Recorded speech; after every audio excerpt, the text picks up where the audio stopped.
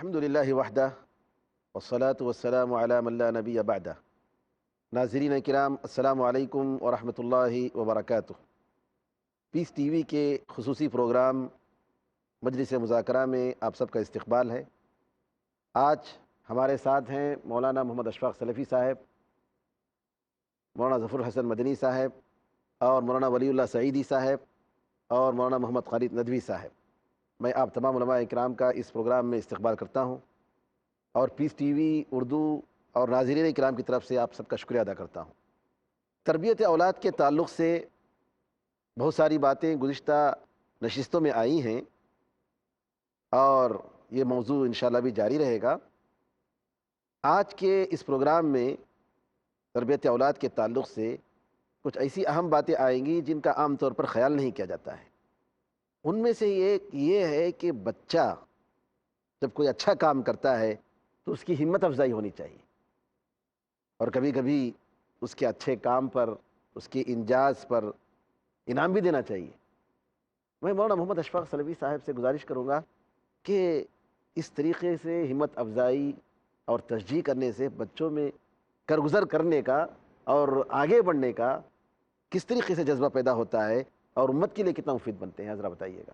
الحمدللہ یہ تشجیع، انعامات یا کچھ عطایا اور ہدایہ اور تحفے بچوں کے نیک ارادوں کو مہمیز لگاتے ہیں۔ جی، تو اگر بچہ کچھ اچھا کرتا ہے یا نیکی کی طرف اس کو راغب کرنے کے لیے اس سے وعدہ کرنا اور پھر وعدہ وفا بھی کرنا، کیونکہ اگر بچوں سے وعدہ کرتے ہیں وفا نہیں کرتے تو یہ بدعہدی ہے، بے وفائی ہے، گناہ ہے۔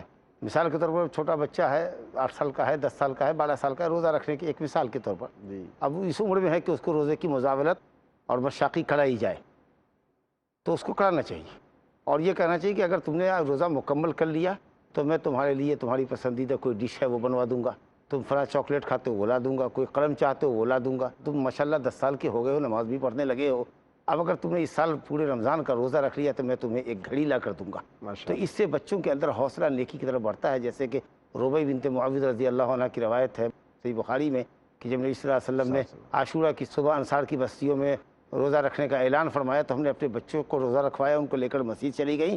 جب بچے روتے تھے تو ان سے وعدہ کرتی تھی کہ شام تک اگر تم نے روزہ پورا کر لیا تو یہ جو ہم نے رنگے ہوئے اون سے ڈول بنائی ہے، گڑیا بنائی ہے، وہ ہم تم کو دیں گے۔ تو بچے اس وعدے پر خوش ہو کر روزہ رکھتے تھے۔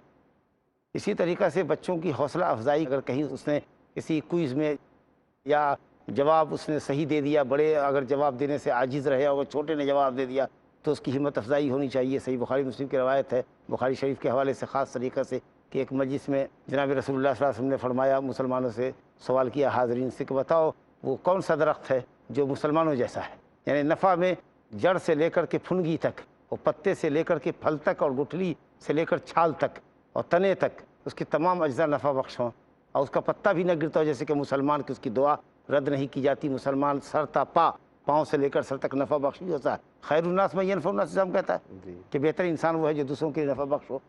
تو حضرت عبداللہ بن عمر جو اس وقت چھوٹے تھے، بچے تھے، وہ تاڑ گئے اور انہوں نے سمجھ لیا کہ یہ کھجور ہے، لیکن دیکھا کہ مجلس میں ابو بکر، عمر رضی اللہ عنہما جیسے اکابر صحابہ موجود ہیں، وہ جواب نہیں دے رہے ہیں، یہ جنگل کے مختلف درختوں کی طرف ان کا دماغ جا رہا ہے۔ آخر میں نبی صلی اللہ علیہ وسلم نے فرمایا کہ انھا النخل، وہ کھجور کا پیڑ۔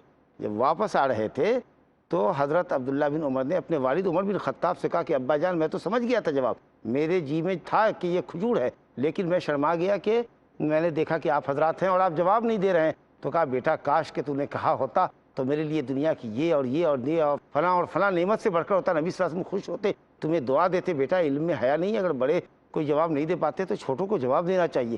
تو اس طریقہ سے بچوں کے اندر خود اعتمادی، اپنے پر کانفیڈینس پیدا ہوتا ہے، اور جرأت اور بصالت ان کے اندر بھی آتی ہے کہ صاحب وہ کسی بڑے سے بڑے مقابلے میں اپنا کوئی مقام بنا سکتے ہیں۔ میں 1 منٹ کی اور گفتگو کر کے بات ختم کروں گا۔ یہ دیکھیے جرأت، یہ حضرت عمر فاروق رضی اللہ عنہ جو بیٹے کے اندر ایک جرأت یہ بھی پیدا کر رہے ہیں کہ بڑے صحابہ بھی موجود ہوں تو کوئی صحیح جواب اگر تم کو سمجھ میں آ رہا ہے تو جواب دو، اس میں سنکوچ کرنے کی یا جھجکنے کی ضرورت نہیں ہے۔ جو اپنے بیٹے کے اندر ہمت بڑھا رہے ہیں۔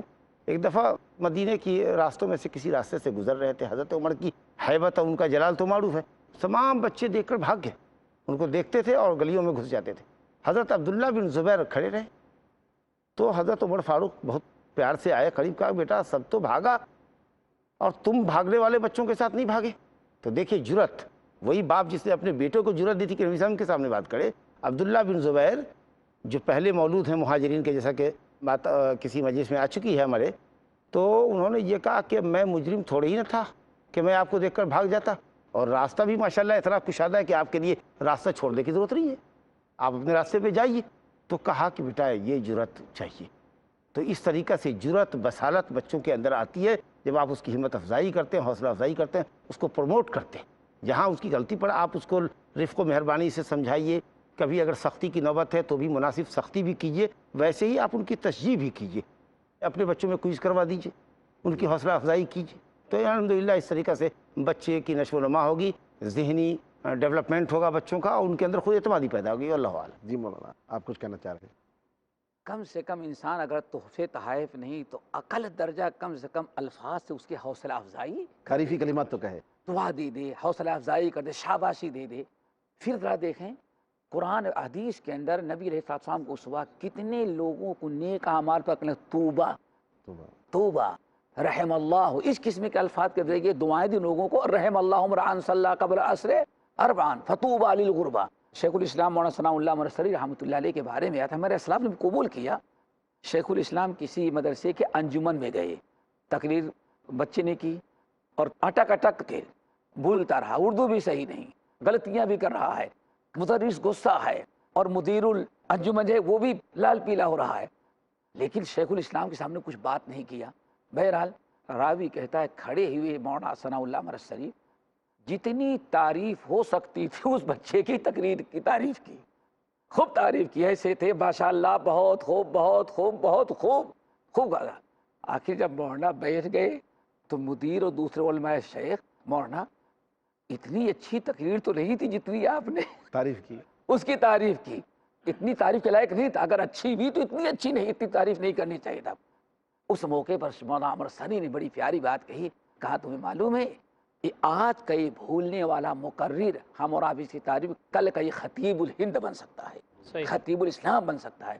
پھر اس موقع بڑا برجستہ ایک شعر کہا، حق پرستوں کی اگر تو نے دل جوئی نہ کی، تانا دیں گے بت پرست کی مسلم کا خدا کوئی نہیں۔ حوصلہ افزائی ایک بہت بڑی چیز ہے۔ اور ایک چیز بتائے، اشارتاً کنایتاً واللہ، ابھی دو چار جملے میرے بارے میں استعمال کیے، یہ بھی کیے، یہ بھی کہ اللہ تعالیٰ، میں سمجھتا ہوں آپ لوگوں کو دل کی گہرائی کے کلمات ہیں۔ واللہ ابھی کہہ رہا ہوں کہ جتنا کچھ دیکھ رہے ہیں وہ صرف ہمارے اپنے بزرگوں، علماء، خطیب الاسلام مولانا ثناء اللہ مرسلی رحمۃ اللہ علیہ، شیخ الحدیث مولانا عبید اللہ رحمانی رحمۃ اللہ علیہ، اور اسی طرح مولانا محمد حسین شیخو پوری رحمۃ اللہ علیہ، یہ بڑے بڑے اکابر کی، مولانا علی میاں ندوی، یہ لوگ جو اسٹیج پر کبھی ان کے سامنے تقریر خطبہ کا موقع ملا تو انہوں نے بعد مولانا داؤد راز صاحب شارح بخاری جو کچھ حوصلہ افزائی کی، شاید آج اسی کا نتیجہ ہم اور آپ کے سامنے، ماشاءاللہ، الحمدللہ۔ تو ہمیشہ کم سے کم دعاؤں کے ذریعے تو شیخ ضرور کر، اسی لیے غالباً اس حدیث پر ذرا غور کریں، وَعَلِّمُوهُمْ وَبَشِّرُوهُمْ، ان کو سکھلاؤ بھی اور ان کو بشارتیں بھی سناتے رہو۔ اب بشارتیں کئی قسم کی ہو سکتی ہیں، مستقبل میں اچھے بن جاؤ گے، جنت ملے گی، نیک بنو گے، دین دنیا میں ہر قسم کی بشارتیں۔ تو نبی علیہ السلام کی وصیت ہے، آپ معلم تھے، آپ امت کے لیے باپ کے درجے میں تھے، آپ نے ہر ایک کو بشارت سنانے کی اور تعلیم کی تعلیم دی۔ ماشاءاللہ، جزاکم اللہ خیر۔ مولانا اس سلسلے میں آپ کچھ اضافہ کریں گے؟ تشجیع اور ہمت افزائی کا کتنا بڑا رول ہوتا ہے، اور آج کے معاشرے میں خاص طور پر والدین کی طرف سے اس میں جو تقصیر ہوتی ہے، جی، اس کی طرف جو توجہ نہیں دی جاتی ہے۔ بہت تفصیل کے ساتھ ہمارے مولانا سلفی صاحب اور ظفر الحسن صاحب نے اس نقطے پر بڑی تفصیل کے ساتھ باتیں کر دی ہیں۔ جی الحمدللہ۔ اب مزید اس میں بہت زیادہ کہنے کی ضرورت نہیں ہے، لیکن اتنی بات میں ضرور کہوں گا کہ والدین اس خاص حکمت سے غافل رہتے ہیں۔ جی، جو والدین اس گر کو استعمال کرتے ہیں ان کے بچے ہونہار ہوتے ہیں، ان کے بچے بہت ساری چیزوں کو فیس کرنے والے ہوتے ہیں۔ کلاس میں بھی اگر استاذ کوئی سوال کویشچن کرتا ہے تو اٹھ کے اس کا جواب دے دیتے ہیں، جی، یا کہیں کوئی بات ہوئی تو ان کے اندر حاضر جوابی پائی جاتی ہے۔ جہاں یہ ماحول نہیں ہوتا تو بچے کند ذہن ہو جاتے ہیں، یا وہ ڈیولپمنٹ جیسا ہونا چاہیے ذہن کا وہ رک جاتا ہے۔ تو یہ بات بہت ہی مناسب اپنی جگہ ہے اور کتاب و سنت سے ثابت ہے، نبی اکرم صلی اللہ علیہ وسلم کی تعلیمات سے ثابت ہے، ہمارے اکابر سے ثابت ہے، اس کی مثالیں بھی ہمارے سامنے آ گئی ہیں۔ تو میں یہی ناظرین سے کہنا چاہوں گا کہ والدین کو تشویق کا، हिम्मत अफजाई का, हौसले का, तो उससे जहाँ सलाहियतें भी डेवलप होती हैं वहीं हौसला भी बच्चों के अंदर पैदा होता है। और मज़ीद ये कि आगे बढ़ने की सलाहियत, ये कि मज़ीद अगर मैंने इसको और किया तो फिर और मेरी गोया की हौसला अफजाई होगी, तो और आगे बढ़ने का और मुनाफिसत का भी जज्बा पैदा होता है कि मैं जब इस काम को यहाँ मैंने कर लिया तो आइंदा चल करके भी इस काम को मैं कर सकूँगा। अब जैसे मिसाल तो मदरसों में या स्कूल में लड़का आगे बढ़ करके वहाँ भी हिस्सा लेता है और वहाँ भी तशवीक होती है उसको, तो फिर बड़े कॉन्टेस्ट में वो आगे बढ़ने के लिए कोशिश करता है। हौसला अफजाई में एक शर्त है शेख, और मुमकिन है गाजी पूरी ज़्यादा वजाहत करें, शरई हुदूद के दायरे में होना। जी बिल्कुल, शरई हुदूद के दायरे में, नहीं, शरई हुदूदी की बात चल रही है। हाँ, शरई हुदूद की बात। आज माहौल में एक ऐसा है हमारे मुआशरे में कि हौसला अफजाई की जा रही लेकिन गलत जी अंदाज गैर शरीय उस पर। मिसाल के तौर पर मैं आपसे ज़रा सा ये इस बात की वजाहत चाहूँगा कि जैसे हौसला अफजाई में ताली बजाना है, ये इस सिलसिले में इंशाअल्लाह मज़ीद बातें होंगी। मैं मौलाना मोहम्मद खालिद नदवी साहब से गुजारिश करूँगा कि हिम्मत अफजाई इसमें शक नहीं कि बहुत ही अच्छी बात है, लेकिन कभी कभी ऐसा होता है कि इसमें मुबालगा हो जाता है या कभी नाजायज़ वसाइल भी इसमें आ जाते हैं। तो इस सिलसिले में वालिदैन के ताल्लुक़ से कि वालिदैन बच्चों की हिम्मत अफजाई में कैसे रहना चाहिए, क्या ऐसा काम करे, इस सिलसिले में कुछ आप रोशनी डालेंगे? हौसला अफजाई जैसा कि वजाहत की गई उस सिलसिले में जी, ये ख़ुद अल्लाह रब्बुल इज़्ज़त ने भी फरमाया लिमिस्लि हाज़ा फलियअमलिल आमिलून फलियतनाफसिल मुतनाफिसून। अल्लाह तबारक व तआला इंसानी खिलकत से वाकिफ़ ही नहीं बल्कि उसका खालिक है। लिहाजा इससे पता चल रहा है कि हौसला अफजाई के ज़रिए ख़ुद एतमादी पैदा होती है और इंसान के अंदर करने का जज्बा पैदा होता है। लिहाजा इसके जहाँ पॉजिटिव पहलू हैं वहाँ नेगेटिव भी हैं। अगर उसके अंदर एतदाल नहीं रखा जाएगा, इफ़रात व तफरीद दोनों हदों को हम सामने नहीं रखेंगे, तो ऐसी सूरत में हौसला अफजाई हमारे लिए वबाल जान भी बन सकती है। इसलिए हौसला अफजाई के ताल्लुक़ से वालिदैन की ज़िम्मेदारी बनती है कि वो अपने बच्चों की हौसला अफजाई करें, लेकिन उतना ही करें जितने में उनका दिमाग ना ख़राब हो जाए। मुरब्बी और असातिज़ा के लिए और वालिदैन के लिए तशजी का उसलूब बच्चों की तरबियत में अपनाना चाहिए। यहाँ एक अहम बात है मौलाना कि बच्चों में छोटी छोटी आदतों की, अच्छी खसलतों की आदत डालना, छोटी छोटी बातों की आदत डालना। मिसाल के तौर पर पाकी सफाई का लिहाज रखें, जी अपने नाखून खुद हो काटें जबकि वो काट सकते हैं, और इसी तरीके से अपने काम करने की। और बाज़ लोगों के घरों में ये बात देखने में आती है कि बच्चे हैं वो शऊर के हद तक पहुँच चुके हैं, लेकिन नऊज़ुबिल्लाह सतर तक नहीं करते, ऐसे ही आ जाते हैं, बदन पर लिबास नहीं। ये सारी चीज़ें गलतियाँ पाई जाती हैं। इस सिलसिले में आप नाज़रीन किराम को क्या हिदायत देंगे? बच्चे की अगर तरबियत शुरू से होगी, उसको सिखाया जाएगा तो वो करेगा। अब अगर वो नहीं करता है तो उसको सलीक़े से बताया समझाया जाना चाहिए। स्लीपिंग ड्रेस है, कोई आया बाहर निकल गए, या ये कि वो जो बताया आपने कि यहाँ घुटने तक कपड़ा पहने हुए है, ऊपर खुला हुआ है, तो ये वो सारी चीज़ें हैं जो बर्ताव और सलूक की चीज़ें।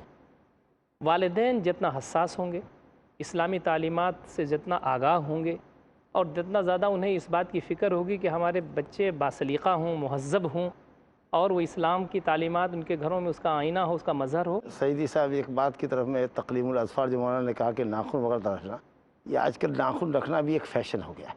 सही, उस ताल्लुक़ से ये पैगाम शरीयत का देना चाहिए कि ये अंबिया की सुन्नत है, और इसके अंदर नाखूनों के अंदर जरासीम अगर कितना भी साफ़ किया जाए जी, और उसको बाकायदा जो लोग रखते हैं या जो ख़वातीन रखती हैं वो शायद उसके लिए बड़ा एहतमाम भी करती हैं और बीमारी का सबब बनती है, मुंह में लेकिन चीज़ें चली सबसे जाती बड़ा हैं। एहतमाम और इंतज़ाम ये होना चाहिए कि सुन्नत पर अमल होना चाहिए। 40 दिन तक इसकी आखिरी हद होती है, ज़्यादा से ज़्यादा ये अक्सा आखिरी हद है। इससे पहले ही 10 दिन 12 दिन के अंदर, 15 दिन के अंदर, 20 दिन के अंदर नाखून काटने के लायक हो जाते हैं, मूछ तरसने के लायक हो जाती है। तो ज़्यादा से ज़्यादा इसकी मुद्दत है कि 40 दिन तक ये छोड़ा जा सकता है। इसके बाद अगर है तो ये जानवरों से मुशाबहत है। ये मगरिब का जो कल्चर आया है ना, इसको ख़त्म करना चाहिए। और आप जिस नुक्ते की तरफ इशारा कर रहे हैं कि बच्चों के अंदर इस चीज़ को खुद ही डेवलप करना चाहिए कि ये काम तुम्हारी अपनी ज़रूरत है और दीन फितरत की चीज़ है, इसको तुम खुद करो। आप तुम्हारी माँ आए, तुम्हारा बाप आए, तुम्हारा नौकर आए, वो तुम्हारे नाखूनों को तराशे या तुम्हारी मोछ को तराशे, इस तरह का काम, या तुम्हारे गंदे बाल को साफ़ करने के लिए नऊज़ुबिल्लाह कोई दूसरा खादिम आएगा, ये तुम्हें खुद करना चाहिए नज़ाफ़त। तो इसमें गार्जियन को चाहिए कि अपने बच्चों को वाच करते रहे। अहम चीज़ है कि इसको दीन का हिस्सा बताया जाए। जी जी मेन चीज़ है जिसे शेख ने इशारा किया। जी जी جس آپ نے کہا یہ فطرت ہے، یہ دین ہے، اشن من الفطرہ، خمس من الفطرہ، اور صفائی ستھرائی خود بھی اسلام کے اندر بہت ہی محبوب آدھا ایمان عمل ہے، جی باقی صفائی آدھا ایمان ہے۔ جی مولانا، یہ ایک مسئلہ ہے بچوں کی تربیت میں، ابھی ہمت افزائی کی بات ہو رہی تھی تھوڑی دیر پہلے، یہاں ایک مسئلہ ایک اور بھی ہے کہ بچوں کے ساتھ خوش مزاجی سے ملنا، کبھی کبھی جائز اور مباح مذاق کرنا، مذاق جائز اور مباح، یہ نہیں کہ اس کی وجہ سے کسی کی تھوڑا تذلیل قسم کا مقصود ہو، ایسا نہیں ہونا چاہیے، یہ بھی اسلام نے اس کی بھی تاکید کی ہے۔ اس سلسلے میں آپ ناظرین کرام کو کیا ہدایت دیں گے؟ یہ ذرافت کا موضوع ہے جی جس کو خوش طبعی، خوش مزاجی سے تعبیر کیا جاتا ہے۔ اللہ کے رسول صلی اللہ علیہ وسلم جو نفسیات کے امام بھی ہیں جی سبحان اور امام الانبیاء بھی ہیں، خود آپ کے اندر جو ذرافت تھی، اللہ، جی اس ذرافت کی بنیاد پہ جو بات جس سے کہنی ہے، کبھی کبھی اس انداز میں آپ کہتے کہ سننے والا اندر سے اچھل پڑتا اللہ اکبر، اور اس کا ایک خاص اس کو ذوق پیدا ہوتا تھا، اس سے ایک لطف لیتا تھا، اور بات صحیح بھی ہوتی تھی۔ حضرت ابا عمیر مشہور حدیث ہے ترمذی شریف میں بھی اور بخاری شریف میں بھی، کہ ان کے پاس ایک چھوٹا سا پرندہ تھا، وہ مر گیا۔ اللہ کے رسول صلی اللہ علیہ وسلم نے ان کو مخاطب کر کے کہا، یا ابا عمیر ما فعل النغیر۔ جی اس میں حضور صلی اللہ علیہ وسلم نے چھوٹے سے ہیں ان کی نفسیات کا لحاظ کرتے ہوئے براہ راست ان کو نہیں متہم کیا کہ تم نے مار ڈالا، اللہ اکبر، بلکہ یہ کہا کہ نغیر نے کیا کیا، جی اے نغیر نے ساتھ چھوڑ دیا، نغیر تم سے جدا ہو گیا، وہ پرندہ تم سے چلا گیا۔ تو مزاح میں ہمیشہ اس کی رعایت کرنی چاہیے کہ مخاطب کے اوپر کوئی چوٹ نہ پڑنے پائے، اور ظاہر ہے کہ مزاح کا رخ جب طنز کا ہوگا، تعریض کا ہوگا، اس کو تحقیر کا اس میں پہلو نکل رہا ہوگا تو اس سے چوٹ پڑے گی، اور اسی سے منع کیا گیا ہے، ویل لکل ہمزۃ لمزہ، وہ چیز اس میں شامل ہو جاتی ہے۔ اسی طرح وہ واقعہ کہ ایک ضعیفہ آئیں، انہوں نے آ کر کے حضور سے کہا، حضور جنت میں ہم جائیں دعا فرما دیں، تو آپ نے کہا کہ بڑھیا جنت میں نہیں جائے گی، بڑھیا جنت میں نہیں جائے گی، ظاہر ہے کہ ان کو یہ احساس ہوا کہ میں جنت میں نہیں جاؤں گی، وہ رونے لگی۔ اللہ کے رسول صلی اللہ علیہ وسلم نے فرمایا کہ بھائی جو بھی جنت میں جائے گا وہ جوان ہو کے جائے گا، بڑھیا جا کے کیا کرے گی؟ تو اس میں دیکھیے، غور کیجئے کہ اللہ کے رسول صلی اللہ علیہ وسلم نے نفسیات انسانی کا کتنا لحاظ فرمایا، اور اس کے ذریعے کیسی تربیت و تعلیم کا ایک سلسلہ ہمیں عطا فرما دیا ہے۔ لہذا ذرافت و خوش طبعی کے ذریعے جو بات کہی جاتی ہے وہ فوراً جو ہے وہ محسوس کرتے ہوئے اور اس پر عمل کرنا آسان ہو جاتا ہے۔ یہ جو ماحول بنتا ہے نا مزاح کا، مزاح جس کو مباح کہتے ہیں، جس میں شگفتگی ہو گھر میں اور خوش طبعی ہو، تو اس میں ماحول بہت ہی دلچسپ رہتا ہے، اور اس میں انقباض نہیں ہوتا، اس میں آدمی لیے دیے نہیں رہتا کہ جناب ایک آدمی وہ کونے پڑا ہے اور سہما ہوا ہے، باپ آ گئے ہیں گھر میں اور ماں ہے، تو بہت ہی، تو اس میں جب دل حشاش بشاش ہو تو آدمی کے اندر ڈیولپمنٹ اچھا ہوتا ہے۔ یہ خود نفسیات کا اصول ہے۔ تو نبی اکرم صلی اللہ علیہ وسلم کی جو تعلیمات میں ہم کو ملتا ہے، اس میں اس کا ایک فائدہ یہ بھی ہے کہ انسان کا دل صحیح سالم ہوتا ہے اور اس کا دماغ بھی سوچنے کے لائق ہوتا ہے، یہ ساری باتیں ہیں۔ لیکن اس میں ایک پہلو یہ ہے جس کا خیال ہم کو کرنا چاہیے، اور نبی صلی اللہ علیہ وسلم کی سیرت سے وہ ثابت ہے، وہ یہ کہ مزاح میں ایسی چیز ہو جو غلط نہ ہو، غلط بیانی میں نہ ہو۔ آپ تو خود ہی کہہ رہے ہیں مباح کا مطلب کہنے کا مطلب یہ ہے کہ مباح بہت ساری چیزیں آتی ہیں، شریعت کے دائرے میں ہونے کا مطلب یہ ہے کہ اس میں حقیقت کے خلاف نہ ہو، حقیقت کے خلاف نہ ہو، غلط بیانی نہ ہو، یا مزاح میں کوئی ایسی چیز آدمی کرے جس میں بنا کر کے کوئی چیز ایسا کہہ رہا ہے کہ جس سے شریعت سے وہ اصول سے اس کے آداب سے ٹکرا رہے ہیں، وہ یہ ہے وہ مباح کا مطلب۔ یہ میں ذرا وضاحت اس کی کرنا چاہ رہا تھا۔ بچوں کو خوش رکھنے کے لیے یہ مداعبت نبی صلی اللہ علیہ وسلم کی سنت ہے، جیسا کہ مولانا نے اشارہ فرمایا کہ دین خوش طبعی کا بھی نام ہے، خوش طبعی کو دین سے الگ نہیں کر سکتے اگر وہ شریعت کے دائرے میں ہے تو، اور جیسا کہ آپ نے فرمایا سیدی صاحب نے کہ ماحول خوشگوار رہے گا، اور بچوں کے اندر ہر وقت ڈرنے اور سہمنے کی جو کیفیت ہوتی ہے کہ ماں باپ سخت گیر ہیں، گرفت کرتے ہیں، تو وہ بات بھی نہیں رہے گی۔ اور نبی صلی اللہ علیہ وسلم کی سنت ہے، آپ نے کئی ایک مرتبہ مزاح کیا۔ حضرت انس بن مالک خادم رسول صلی اللہ علیہ وسلم ہیں، ابو داؤد شریف کی روایت ہے کہ آپ کبھی کبھی کہتے تھے یا ذل اذنین، ابو داؤد کی روایت ہے، یا اے دو کان والے، تو دو کان والا تو ہی ہے۔ اسی طریقہ سے اب امام بخاری نے کتاب العلم میں باب قائم کیا ہے، متى یصح سماع الصغیر، بچے کے حدیث سننا کب صحیح ہوگا، تو اس کے لیے کوئی عمر نہیں ہے، بلوغت سے پہلے بھی سن سکتا ہے، لیکن اس کے لیے یہ ہے کہ صاحب جب بات کو سمجھنے کے لائق ہو جائے۔ تو اب جب آپ ایک محلے میں انصار کی تشریف لے گئے اتبان بن مالک انصاری رضی اللہ عنہ کے بعد، اور وہاں جب لوگ بیٹھے تو ایک بچہ تھا محمود بن ربی، یہ 5 سال کے تھے، नबी सल्लल्लाहु अलैहि वसल्लम ने डोल से पानी लिया कुल्ली की, मुंह के अंदर उसको घुमाया और लुआब दहन के साथ वो जो आलूद पानी था, मखलूत पानी, वो बच्चे के वो चेहरे पर आपने एक दफ़ा उसको छींटा मारा जैसे कि झड़ना गया हो। बच्चा गुदगुदा भी गया, खुशतबी भी हो गई और नबी सल्लल्लाहु अलैहि वसल्लम के लुआब दहन की बरकत भी लग गई। तो इस तरीक़ा से मुदावत होनी चाहिए। इसी तरीक़ा से आप बच्चों को जा रहे हैं, हज़रत हसन रास्ते में हैं, सहाबा के साथ हैं, सहाबा का साथ छोड़ दिया, अब बच्चों को लगे हाथ फैलाया कि नवासा आए, बच्चा भाग रहा है, आप उसके साथ भाग रहे हैं, खेल रहे हैं, यहाँ तक कि आपने सीने से लगा लिया। तो ये कैफियत मुदावत की होती है। घर में आदमी आवे तो आबूसन कमतूरा मुंह बिछोड़े हुए नहीं आवे, बल्कि इंजॉय फुल आए, घर में दाखिल हो, अपनी तकान भूल जाए, दुआ सलाम करके घर में दाखिल हो, और उसके बाद बच्चे कहाँ हैं भी, फलां हैं, चलाएँ भी, क्या बात है, इस तरीके से खुशतबी का माहौल करेगा तो इंशाअल्लाह उससे कुर्बत माँ बाप के दरमियान, औलाद के दरमियान कुर्बत बढ़ेगी। सही। नबी अलैहिस्सलाम आपकी रबीबा जब आपके पास दौड़ करके आती है, आप उसके चेहरे पर पानी मार देते। हज़रत उमामा को अपने कंधे पर बैठा कर नमाज पढ़ाते। हज़रत हसन हुसैन कंधे पर रहते, बल्कि बाद रवायतों में है कि जब वो आप सजदे में, इससे बड़ी कोई मिसाल तो पेश ही नहीं कर सकता मुरायबत की, कि नबी अलैहिस्सलाम सजदे में हैं, हसन चढ़ने लगते तो और थोड़ा सा लंबा कर दे, हसन अच्छी तरह से चढ़ जाएँ, सवारी मुकम्मल हो जाए। सवारी मुकम्मल हो जाए। हाँ, सही है। सुभान अल्लाह। नबी करीम सल्लल्लाहु अलैहि वसल्लम की ज़िंदगी वाकई हर लिहाज से मुकम्मल और सबके लिए नमूना है। नाज़रीन किराम, तरबियत औलाद का मौजू बड़ा तवील मौजू है और तरबियत औलाद से इस्लामी घराना बनता है। मैं गुजारिश करूँगा कि सारे नशिस्तों में आप हजरात हमारे साथ शरीक रहें। अल्लाह ताला से दुआ है कि आपके बैठने को, सुनने को, अमल करने को और उलमा किराम की मेहनत को कबूल फरमाए। आमीन या रहमान रहीमीन। वस्सलामु अलैकुम व रहमतुल्लाहि व बरकातुहू।